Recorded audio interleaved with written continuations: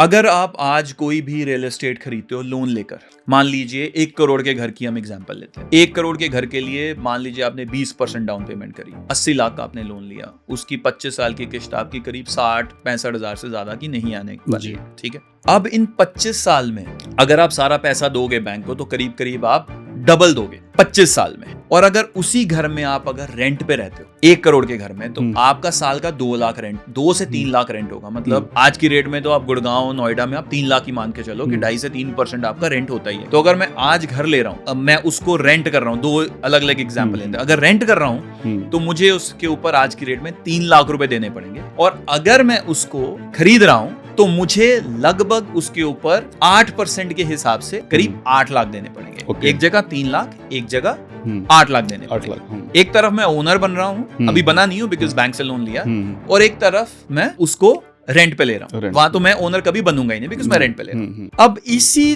चीज को आप चलाओ थोड़ा लंबा। जो 3 लाख का रेंट है वो 10% के हिसाब से अगर आप इंक्रीज करते जाओगे तो करीब करीब 12वें-13वें साल में जाकर जो आपकी किस्त है और जो आपका रेंट है वो बराबर हो जाएंगे। तो सिर्फ 12-13 साल तक अगर आपने उस घर को आपने चलाया है एज एन ओनर, तो उसके बाद आप उसमें फ्री में रह रहे हो एक तरह से, बिकॉज अब आप जो रेंट है उसका वही आप उसकी किस्त दे रहे हो। जब आप ओनर बने उसके तो घर आपका है। घर आप इधर आप 12वें साल तक आप सिर्फ रेंट दे रहे थे और घर नहीं हुआ आपका। इधर आपने 12वें साल तक किस्त दी और ये घर आपका हो गया। उसके बाद के साल आपके फ्री हैं।